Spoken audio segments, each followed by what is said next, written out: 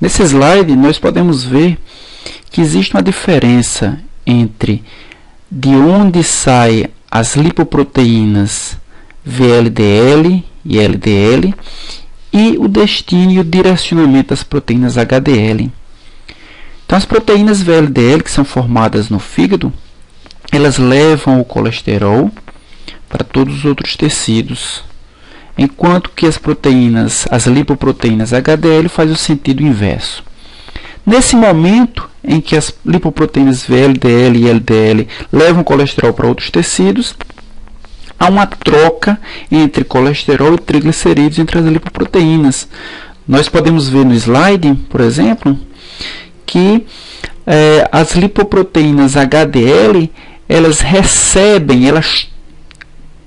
recebem o triglicerídeo das proteínas VLDL e LDL, e em troca disso elas doam colesterol. Então, nesse momento, algumas lipoproteínas se enriquecem de colesterol, enquanto que as HDLs se enriquecem de triglicerídeos. Nesse slide nós podemos ver melhor, né? A VLDL é uma lipoproteína rica em triglicerídeo e pobre em colesterol. À medida em que vai se transformando em IDL e em LDL, essa troca com as lipoproteínas HDL vai acontecendo, vai recebendo os triglicerídeos e vai doando o colesterol para as lipoproteínas que vão levar esse colesterol para os outros tecidos. Nesse slide nós podemos ver o transporte reverso do colesterol, onde as lipoproteínas HDL recebem o colesterol dos outros tecidos, recebem o colesterol também de outras lipoproteínas e levam esse colesterol até o fígado, onde ele vai ser processado e onde ele vai servir para a formação de outras biomoléculas derivadas do colesterol, né? O HDL consegue se ligar em receptores do tipo SRBI, e esse SRBI, ao se ligar, promove a desvinculação, a desesterificação do colesterol da lipoproteína HDL e a sua entrada nos hepatócitos. Além dos hepatócitos, outros tecidos que também utilizam colesterol para síntese, principalmente de hormônios, eles também utilizam o colesterol como precursor. São as suprarrenais e as gônadas. Então, as suprarrenais e as gônadas também possuem receptores do tipo SRBI, ao qual reconhecem HDL e recebem esse colesterol advindo dessa lipoproteína. Mas nós vimos então que HDL é uma proteína, uma lipoproteína, que faz o transporte reverso do colesterol. LDL é uma lipoproteína que faz o transporte direto do colesterol do fígado para os outros tecidos. Então, existe uma relação bastante peculiar entre LDL e HDL. E essa relação é diretamente ligada ao risco cardiovascular. Quanto maior a relação LDL-HDL, maior o risco de doença cardiovascular. Quanto menor essa relação, menor será o risco de doença cardiovascular. E esse risco se dá principalmente porque a LDL, quando é transportada para os tecidos, o excesso de LDL, óbvio, se os níveis de LDL estão dentro dos desejáveis, o metabolismo é normal, ele entrega o colesterol para os tecidos utilizam o colesterol para a formação das suas membranas citoplasmáticas, para a síntese de compostos derivados do colesterol e nada de mal acontece. O problema é quando isso está em excesso. Quando há excesso de LDL, essa LDL ela é fagocitada por macrófagos. Esses macrófagos fagocitam avidamente o colesterol, ou melhor, a lipoproteína LDL, e se enchem de colesterol. É o que se chama de célula espumosa. Essa célula espumosa, ela se gruda, ela se liga nos tecidos, principalmente nos tecidos vasculares, formando aqui essas placas, que são placas ateroscleróticas, quando o colesterol ele se enrijece, dificultando assim o movimento, a dilatação ou a contração desses vasos sanguíneos.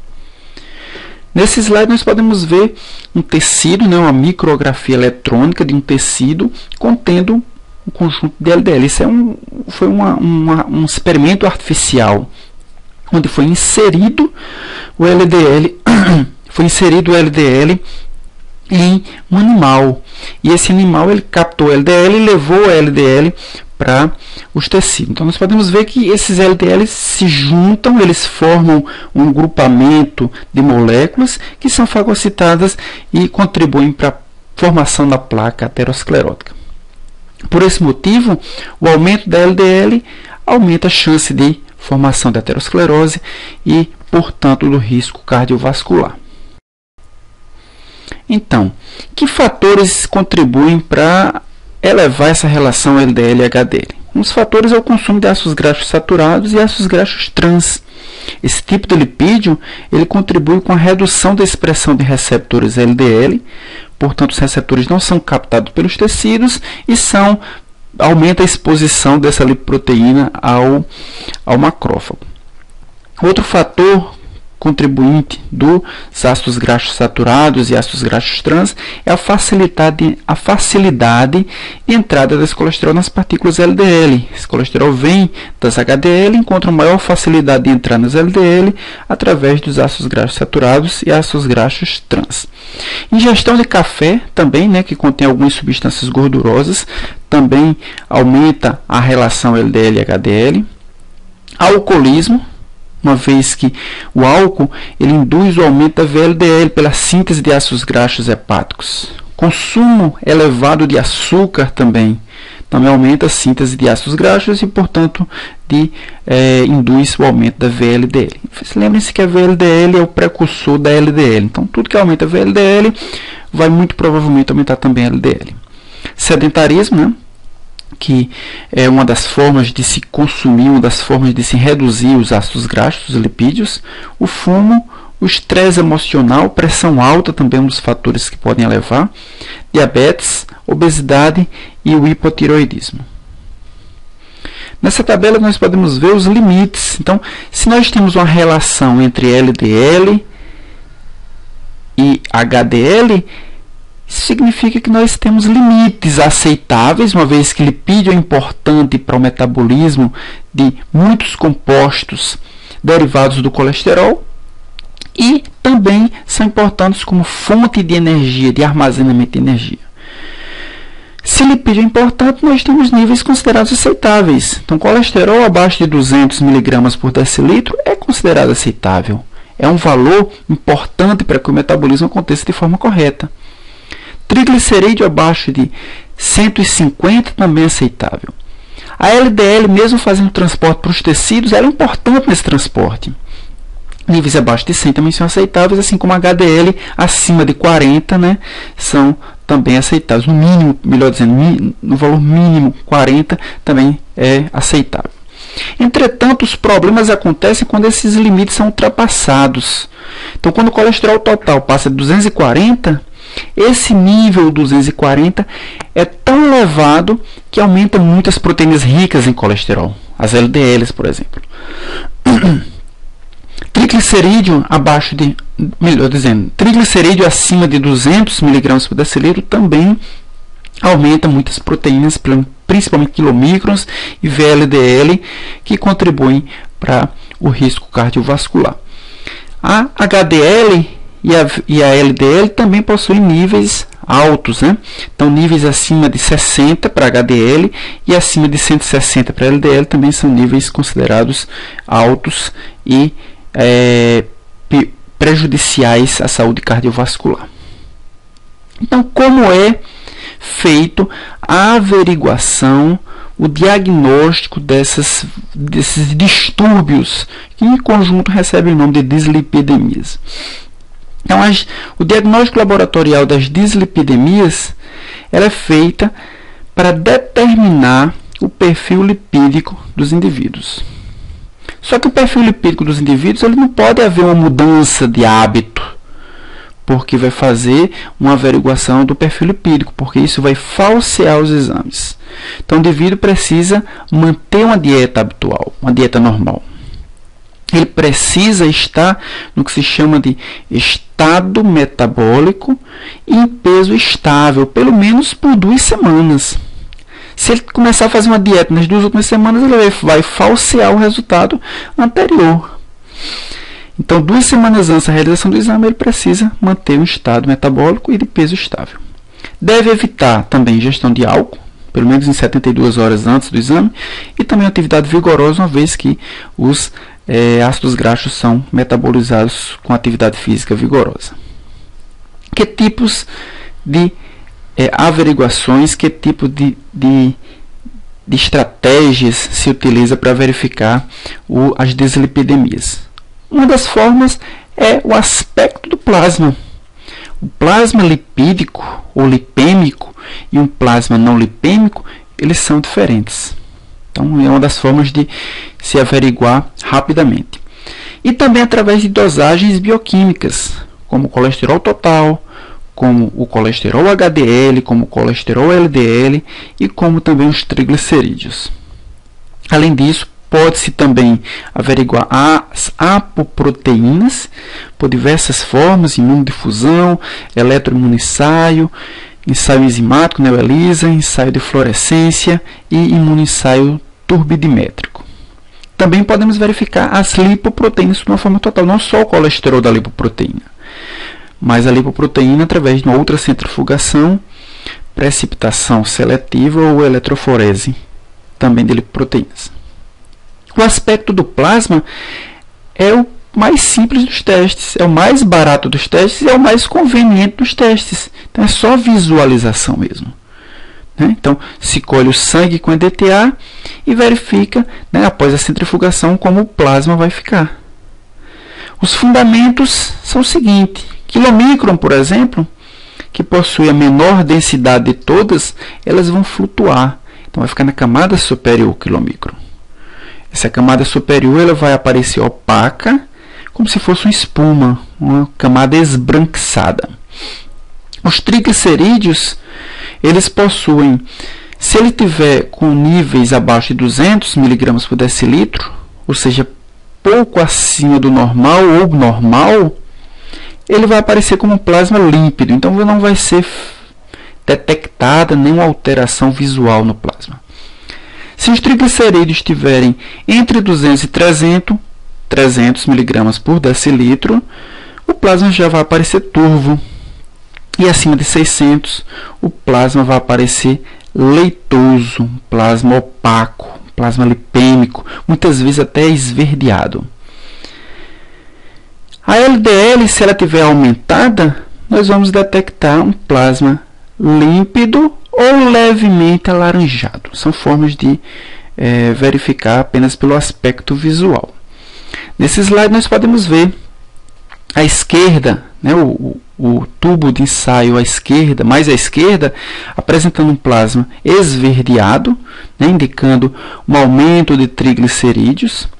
Nos 2 tubos de ensaio posteriores, nós podemos ver um plasma meio alaranjado, indicando o aumento da LDL. E nos 3 últimos tubos de ensaio, à direita, nós podemos verificar um plasma bem leitoso, um plasma espumoso, um plasma esbranquiçado, rico provavelmente em quilomicrons. Mas além dessas verificações visuais, podemos também fazer dosagens desses componentes das lipoproteínas, colesterol total, triglicerídeos e as frações de colesterol. Nesse slide, eu estou mostrando para vocês exatamente o protocolo que vai ser utilizado na nossa prática. Então, podemos ver o princípio aqui da medição do colesterol total. Os ésteres de colesterol, o colesterol que existe nas lipoproteínas, ele é na forma esterificada, ele vai ser quebrado pela colesterol esterase em colesterol e ácidos graxos. Esse colesterol liberado, ele vai ser substrato de uma outra enzima, colesterol oxidase, liberando a coleste-4-enona e peróxido de hidrogênio. O peróxido de hidrogênio vai reagir com o fenol e com a 4-amino-antipirina, formando um composto colorido que vai ser absorvido em 500 nanômetros. Observem que essa reação é bem parecida com a reação da medição da glicose. onde a formação de peróxido de hidrogênio, e esse peróxido de hidrogênio vai reagir com 4-aminopirina e fenol, formando um composto colorido. O aumento de colesterol ou a existência de níveis elevados de colesterol vão ser refletidos no aumento do composto colorido. Então, utilizaremos para essa prática especificamente o reagente número 1, que vai ter o tampão com a dosagem com a concentração conhecida, o fenol, que vai ser um dos componentes reativos, o colato de sódio, que é uma espécie de tensoativo que vai solubilizar os compostos lipídicos, a azida sódica, que vai ser o nosso conservante, 4-aminopirina, que vai ser um outro componente que vai importante na reação, e as duas enzimas, a colesterol-esterase e as três enzimas, melhor dizendo, a colesterol-esterase, a colesterol-oxidase e a peroxidase. Também teremos um padrão com uma concentração conhecida de colesterol de 200 mg por decilitro, que será utilizada para nossa comparação. Observem sempre as temperaturas de armazenamento desses compostos. Reagente número 1 é armazenado na geladeira de 2 a 8 graus, em virtude da atividade enzimática, não precisar ser conservada.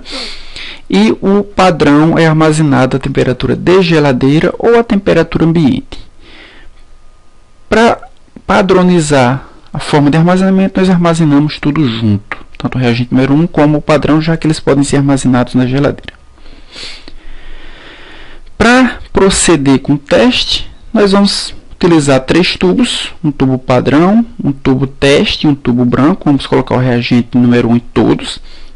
No teste, colocaremos a amostra e no padrão colocaremos o padrão. Após a reação acontecer, 37 graus Celsius por 10 minutos, a gente vai ler o composto formado num espectrofotômetro num comprimento de onda de 500 nanômetros. O resultado da absorbância aqui a gente vai colocar na fórmula. A absorbância do teste, dividir pela absorbância do padrão, que é um fator de cálculo, multiplicado pela concentração do padrão, que no nosso caso aí é 200. Para a dosagem dos triglicerídeos das lipoproteínas, que princípio nós utilizamos? Primeiro, os triglicerídeos existentes na nossa amostra serão quebrados pela lipoproteína lipase, liberando glicerol e ácidos graxos. Esse glicerol liberado, ele vai reagir com ATP e será substrato para glicerol-quinase. Glicerol-quinase vai formar o glicerol 3-fosfato e ADP. Glicerol 3-fosfato vai ser substrato para uma outra enzima, a glicerol 3-fosfato oxidase, formando dihidroxiacetona e, mais uma vez, peróxido de hidrogênio. E o peróxido de hidrogênio vai sofrer a ação da peroxidase, transformando 4-aminopirina, utilizando o 4-clorofenol para formar quinoneimina e água. Quinoneimina vai ser um composto vermelho que poderá ser lido a 505 nanômetros. Verifique essa reação como existe uma cascata de atividades de enzimas. A primeira enzima forma um composto que é substrato da segunda, que forma um segundo composto que é substrato da terceira reação, da terceira enzima. E no final nós teremos o aumento de uma substância colorida que é proporcional à quantidade de triglicerídeo na nossa amostra. Nós teremos aí, para essa prática, a utilização de um reagente número 1, que vai conter tampão, íons magnésio, uma vez que as enzimas elas utilizam o íon magnésio como cofator. Também existirá no reagente número 1 o 4-clorofenol, 4-aminopirina, que são compostos importantes para a reação acontecer, ATP e as enzimas lipoproteína lipase, glicerol-quinase, glicerol-fosfato oxidase e peroxidase, além do nosso conservante azida sódica. E também utilizaremos um padrão que vai conter 200 mg por decilitro de triglicerídeo.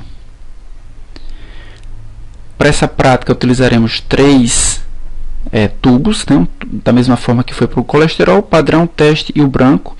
Reagente número 1 vai ser colocado em todos e no teste apenas 10 microlitros de amostra e no padrão 10 microlitros do padrão. Para medir o colesterol HDL. Bem, para medir o colesterol HDL, nós teremos que levar em consideração que o colesterol total, que nós medimos anteriormente, ele é formado pela mistura principalmente de 3 partículas, HDL, LDL e VLDL. Todo o colesterol existente está nessas 3 lipoproteínas. Nós precisamos medir só o HDL. Então, nós precisamos separar o HDL das outras lipoproteínas. Para isso, utilizaremos um processo de precipitação de 2 lipoproteínas, que é a VLDL e LDL. Quando a gente precipitar, a gente vai ter somente o colesterol HDL e esse será medido como foi medido o colesterol total. Para isso, a gente vai precisar de um agente precipitante, que é esse ácido fosfatungístico, uma concentração de 1,5 milimolar, e cloreto de magnésio também. O padrão, nesse caso, é colesterol na concentração de 20 mg por decilitro. Ambos devem ser armazenados aí na geladeira, como nós podemos ver. Nesse processo, a gente inicialmente vai precipitar VLDL e LDL. De que forma? Vamos pegar 0,25 ml, ou seja, 250 microlitros do soro, mais 250 microlitros do precipitante. A gente vai agitar vigorosamente por 30 segundos, e após essa agitação por 30 segundos, iremos centrifugar na velocidade de 3.500 rotações por minuto por pelo menos 15 minutos. Após essa precipitação, após essa centrifugação, melhor dizendo, nós teremos um sobrenadante e um precipitado. O precipitado serão as lipoproteínas VLDL e LDL, e o sobrenadante apenas a lipoproteína HDL. Iremos separar o sobrenadante rapidamente para que não haja mistura novamente do precipitado com o sobrenadante, e esse sobrenadante será utilizado para nossa verificação da lipoproteína HDL. Para isso, nós separaremos 3 tubos, colocaremos o reagente número 1, reagente do colesterol, 100 microlitros do sobrenadante no teste, e no tubo padrão 100 microlitros do padrão. Da mesma forma que aconteceu com o colesterol total, nós também colocaremos em banho-maria por 10 minutos, e após esse tempo iremos medir o quanto de colesterol tem no sobrenadante, que só tem a lipoproteína HDL. Para isso, nós utilizaremos essa fórmula, a absorvância do teste pela absorvância do padrão vezes a concentração do padrão. A concentração do padrão, não sei se vocês lembram, mas era 20 mg por decilitro. Por que estamos utilizando 40 então? Porque esse soro ele foi diluído numa proporção de 1:2 quando adicionamos aí o reagente precipitante. Então, para o resultado ser fidedigno, a gente tem que multiplicar a concentração também por 2. Então, em vez dos 20, a gente está utilizando aqui 40. E o colesterol LDL? Como é que a gente faz? A gente calcula isso aí por uma fórmula. Nessa fórmula, a gente leva em consideração que em 12 horas de jejum, que é o que se espera quando você vai medir lipoproteínas, nós tenhamos que o triglicerídeo, né, em 12 horas de jejum, a gente não tem mais quilomicrons. A gente vai ter basicamente VLDL, LDL e HDL. Então, todo o triglicerídeo existente naquela amostra, ele vai ser 60% dele vai ser encontrado nas VLDLs, enquanto que 12% será de colesterol. Então, nós podemos dizer que a quantidade de colesterol VLDL numa amostra será a quantidade de triglicerídeos dividido por 5, que corresponde a essa proporção de 60 para 12. Então, nós encontraremos aí a VLDL. E a LDL? A LDL a gente também aplica uma formulazinha, onde o colesterol total vai ser subtraído das duas outras frações, da fração HDL, que a gente calcula diretamente, e da VLDL, que a gente calcula indiretamente. Entretanto, essa fórmula aí só pode ser aplicada se os níveis de triglicerídeos forem menores do que 400 mg por decilitro. Se forem maiores do que esses valores, essa fórmula ela não é adequada para esse tipo de cálculo. Então, quando nós medimos aí as lipoproteínas, medimos triglicerídeo, medimos colesterol total, medimos VLDL, medimos LDL, medimos HDL. Quando há uma disfunção do metabolismo dessas lipoproteínas, nós chamamos essas disfunções em conjunto de dislipoproteinemias. Essas dislipoproteinemias podem ser de diversos tipos. O primeiro tipo que nós vamos estudar é a hiperquilomicronemia. A hiperquilomicronemia é uma alteração na qual há uma mudança, um aumento do que se chama de fração 1 das lipoproteínas.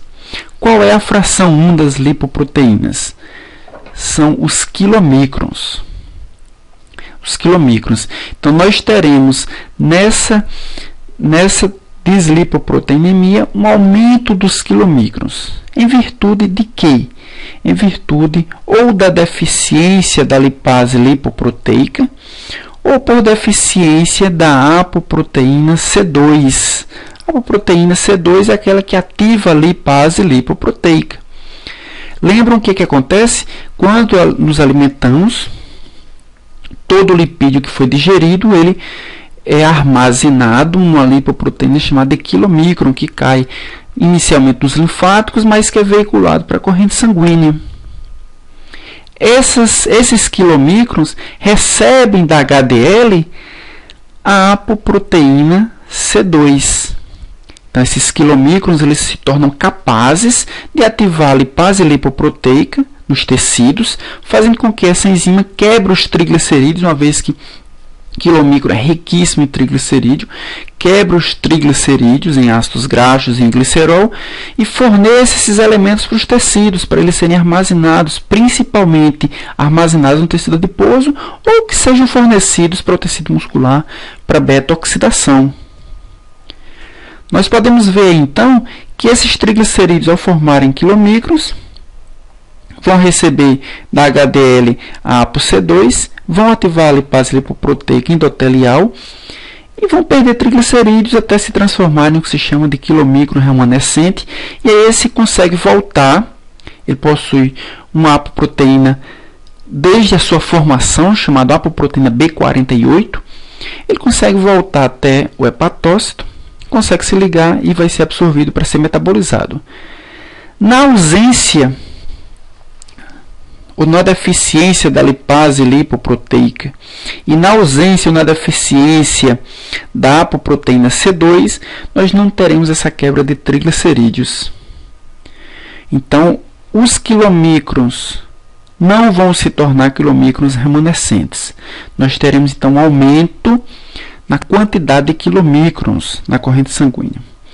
Mas, muito mais pronunciadamente, nós teremos o aumento dos triglicerídeos, porque os componentes triglicerídeos são encontrados principalmente nos quilomicrons. Triglicerídeos em níveis alarmantes, como 2.000 mg por decilitro. Acompanhando o mesmo raciocínio, nós teremos uma diminuição das proteínas LDL e uma diminuição das proteínas HDL, uma vez que são derivadas aí dos quilomicrons. Aumenta os quilomicrons, diminui a formação das outras lipoproteínas. Então, essa tabelinha mostra o que é que está aumentado. A fração 1, fração de quilomicrons. Então, a gente pode ver que o colesterol ele pode estar normal ou um pouco elevado, mas o que realmente se eleva são os triglicerídeos. E aí, mostrando qual é a fração. Nesse primeiro tubo de ensaio, a gente tem o plasma normal, e no tubo 1 a gente tem aquele aumento dos quilomicrons, aquela fração 1, aquela parte superior esbranquiçada. Uma outra segunda deslipoproteinemia que vamos estudar é a hiperbeta-lipoproteinemia, que é uma alteração das frações 2A da fração 2B. Isso pode acontecer em virtude de uma hipercolesterolemia poligênica, ou seja, uma alteração de diversos genes responsáveis pelo metabolismo dessa fração. É mais rara essa hiperbeta-lipoproteinemia. O que acontece com mais frequência é a hipercolesterolemia familiar ou a hipercolesterolemia familiar combinada. Na hipercolesterolemia familiar, nós teremos um defeito do receptor da LDL. Esse receptor ele pode estar ausente ou ele pode estar defeituoso. O receptor de LDL é o receptor B100 da LDL. Então, ele não pode ir para os tecidos. Então, ele aumenta a LDL, aumenta a fração 2. Ou essa hipercolesterolemia pode ser combinada. De que forma? Há uma deficiência no receptor da LDL, mas há também uma superprodução da VLDL. VLDL vai formar LDL. Um aumento da superprodução de VLDL, nós teremos também um aumento, consequentemente, de LDL, uma vez que VLDL é convertida em LDL. Nesse slide, nós podemos ver a hipercolesterolemia familiar, por deficiência de receptores B100 nos hepatócitos, mas também dos receptores dessa lipoproteína nos tecidos extrahepáticos. A VLDL forma LDL. Entretanto, a LDL não consegue despejar, não consegue entregar o colesterol nos tecidos ou no fígado. Aumento, portanto, da LDL, podendo estar alto ou normal. Os triglicerídeos vai depender muito da influência desse aumento da LDL na VLDL.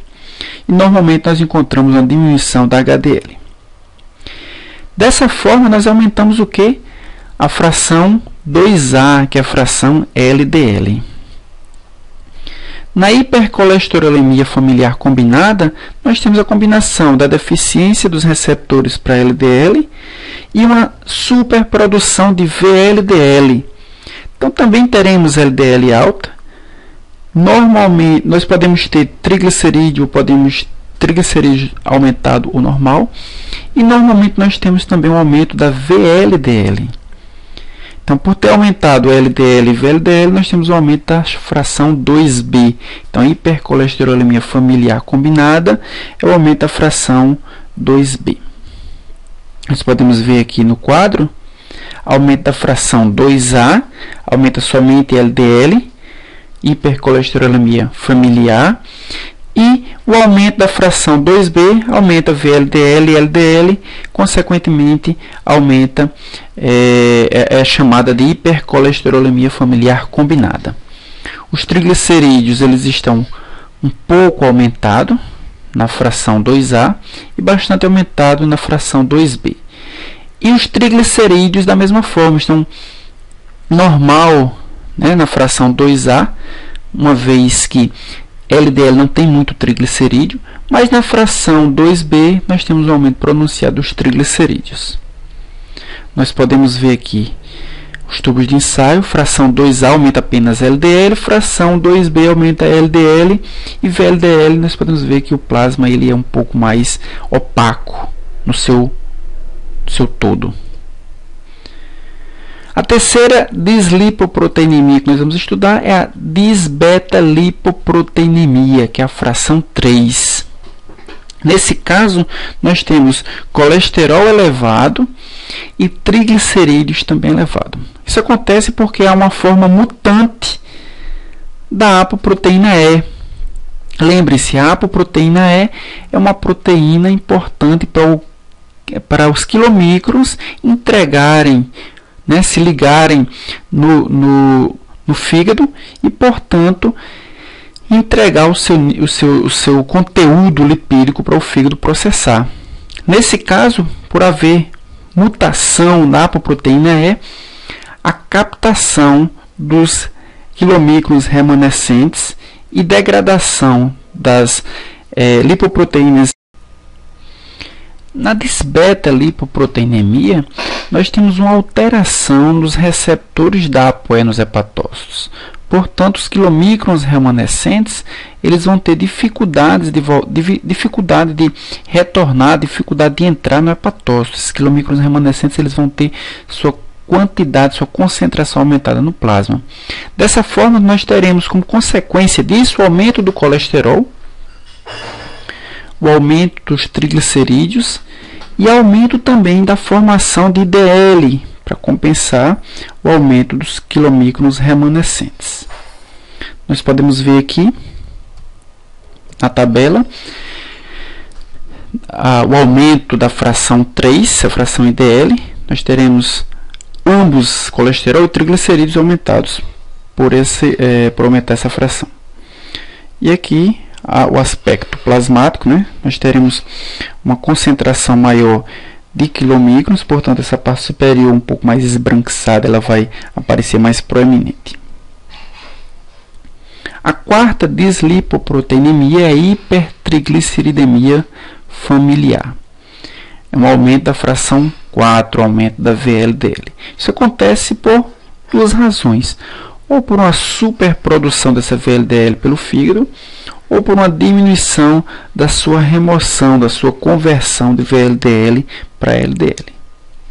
Então, nós teremos aqui um aumento da superprodução da VLDL ou uma diminuição da conversão da VLDL para LDL e, portanto, nós temos também como consequência, pode ser também uma diminuição da captação dessa VLDL pelos tecidos hepáticos, por deficiência, assim como aconteceu com a LDL, deficiência no receptor B100, da apoproteína B100, uma vez que é uma apoproteína compartilhada entre essas duas lipoproteínas.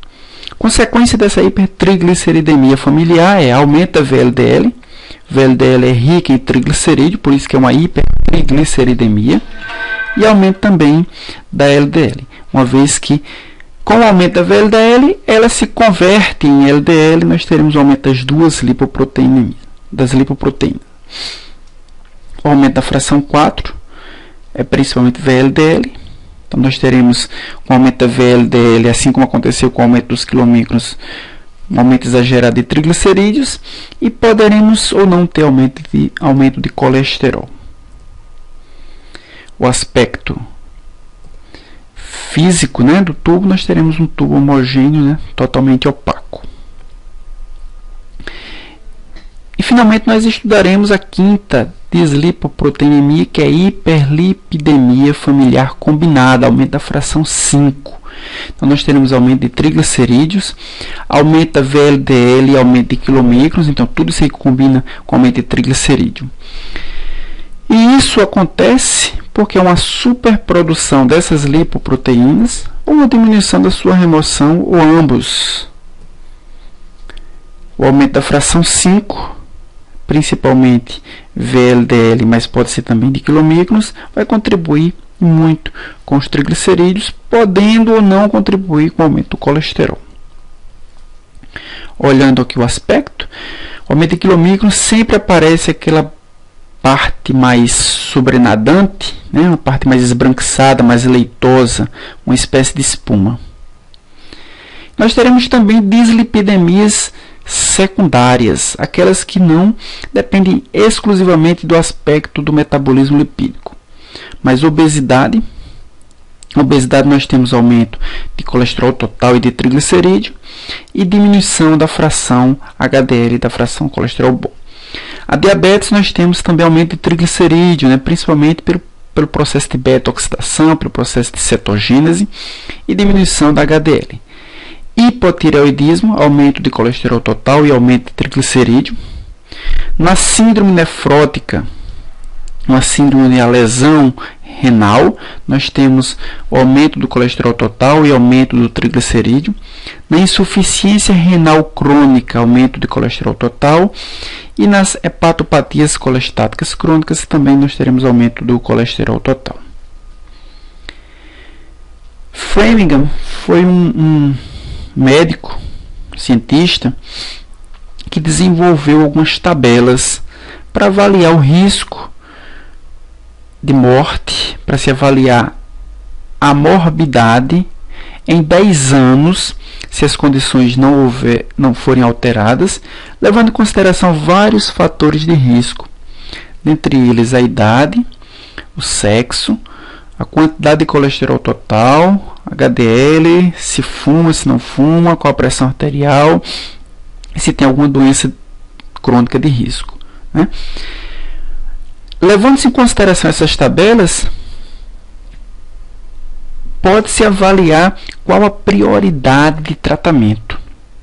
Então, a prioridade de tratamento é quando esse risco de morbidade ou mortalidade por doença coronária em 10 anos ultrapassar ou for pelo menos igual a 20%. Uma das tabelas é essa, a tabela utilizada para diabéticos. Nós temos de um lado esquerdo homens com diabetes, do lado direito mulheres com diabetes. Levamos em consideração se tem diabetes, é um fator. Levando em consideração também se fuma ou se não fuma, nós temos duas outras tabelas, duas outras colunas. E levando-se em consideração a idade também. Além disso, se nós olharmos o eixo o eixo dos Y, nós teremos a pressão sistólica. Qual a pressão de sístole encontrada, né, nessa pessoa? E lá embaixo, no eixo do X, nós teremos o percentual de colesterol total. Vamos dar um exemplo.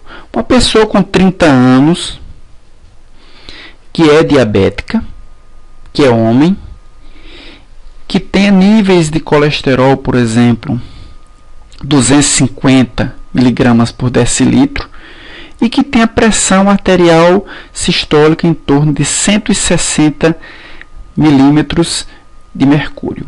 Se nós olharmos na tabela de Framingham, nós podemos ver que o risco, né, esse quadradinho amarelo aqui, nós podemos ver que o risco é de 5 a 10% de em 10 anos ter um problema cardiovascular ou ter morte por problema cardiovascular. Nessa outra tabela nós mostramos homens e mulheres sem diabetes. Obedece a mesma lógica, né? Observamos se fumam, se não fumam, a idade, quantidade de colesterol, pressão sistólica e avaliamos o risco em 10 anos de morte por acidente cardiovascular. O guia de tratamento europeu recomenda alguns objetivos com relação ao risco por doenças crônicas. Por exemplo, pessoas que têm doença cardiovascular ou que têm diabetes, o objetivo é manter o colesterol total abaixo de 175. Observem que normalmente pessoas que têm abaixo de 200 é um nível ótimo. Pessoas que têm doença cardiovascular ou diabetes precisam ter o nível de colesterol total abaixo de 175 e LDL abaixo de 100. Pessoas que têm apenas risco cardiovascular, com a tabela de Framingham igual ou superior a 5%, os objetivos são que o colesterol total esteja abaixo de 190 e o LDL abaixo de 115, uma vez que eles possuem um fator de risco, um fator que altera, que aumenta o risco da doença cardiovascular. Então é isso, pessoal. Espero que vocês tenham gostado da aula, espero que vocês tenham entendido o assunto. Qualquer dúvida, qualquer questionamento, lembrem-se, vocês podem postar seus comentários, vocês podem fazer perguntas pelo SIGA-A, ou vocês podem me procurar no Laboratório de Imunogenética da UFRN. Muito obrigado e bom estudo a todos.